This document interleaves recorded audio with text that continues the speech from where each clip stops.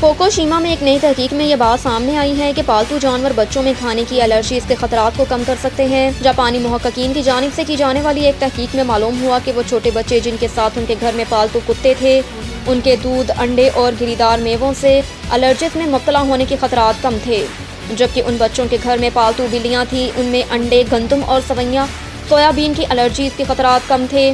Japan کی فوکوشیما medical university سے تعلق رکھنے والے تحقیق مرکزی مصنف ڈاکٹر ہیساؤ اوکابے کے مطابق پالتو جانور الرجیز کے خطرات کو کم تو کر سکتے ہیں، لیکن مکمل طور پر کھانے کی الرجیز سے محفوظ نہیں رکھ پاتے۔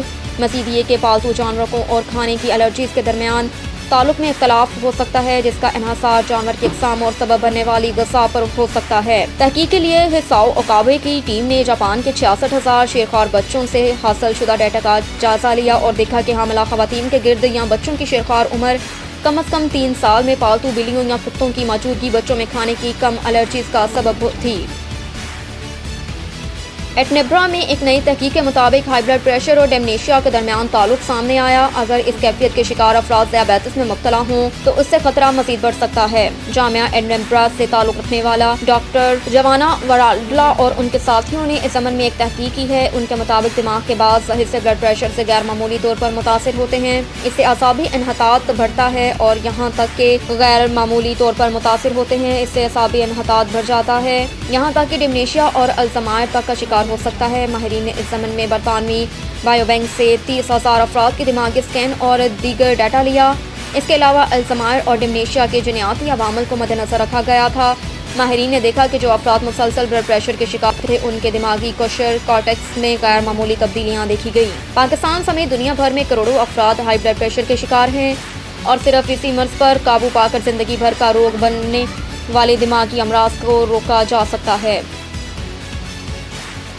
انسانی جسم سے متعلق حیرت انگیز حقائق۔ انسانی جسم سے متعلق ویسے تو بے شمار حقائق ہیں جنہیں جان کر ہم حیرت زدہ ہو جائیں، تاہم ان میں سے چند حقائق درجہ ذیل ہیں کیے جا رہے ہیں جو شاید آپ کے علم میں نہ ہوں۔ جب ہم کسی چیز کو چھوتے ہیں تو یہ 124 میل فی گھنٹے کی رفتار سے دماغ کو سگنل بھیجتا ہے۔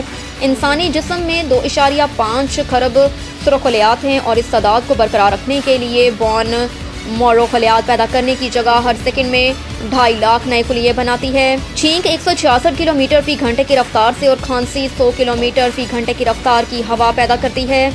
ہمارا خون ایک دن میں تقریباً 60,000 میل فی گھنٹے کا سفر طے کرتا ہے۔ انسانی آنکھیں 1 کروڑ رنگین سطحوں پہ فرق کر سکتی ہیں۔ اوسطاً خون کے سرخ خلیے کی شیلف لائف 120 دن ہوتی ہے۔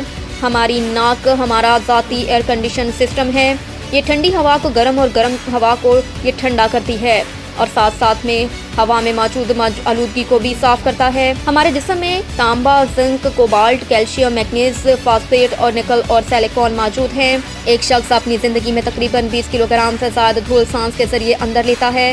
انسانی جلد پر موجود خردبین جاندار کی تعداد پوری دنیا کے انسانوں سے بھی زیادہ ہے۔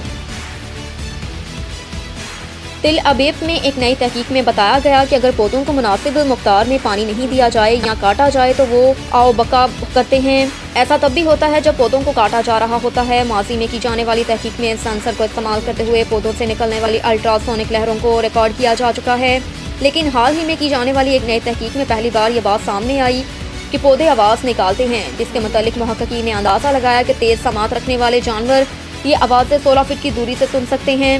انسان چونکہ بلند فریکوینسی کی آواز نہیں سن سکتا، اس لیے محققین نے ان آوازوں کی فریکوینسی کم کی تاکہ ان آوازوں کی سماعت کی جا سکے، اور اس طرح معلوم ہوا کہ ان آوازوں کی تیزی اتنی ہی ہوتی ہے جتنی انسانی گفتگو کی ہوتی ہے۔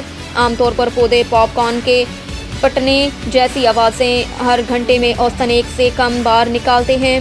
ان آوازوں کے متعلق خیال کیا جاتا ہے کہ یہ تنے میں بننے والے بلبلوں کے پٹنے سے پیدا ہوتی ہے، لیکن تحقیق میں دیکھا گیا کہ ٹماٹر کے پودے جن کو 5 دنوں تک پانی نہیں دیا گیا، ان پودوں میں سے آوازیں زیادہ شدت کے ساتھ نکلیں۔ یہ پودے ہر 2 منٹ میں اوسطاً 1 سے زیادہ بار ایسی آوازیں نکالتے تھے۔ جب ان پودوں کو کاٹا جاتا تب یہ پودے ہر 2.5 منٹ میں ایک تنبیہی آواز نکالتے تھے۔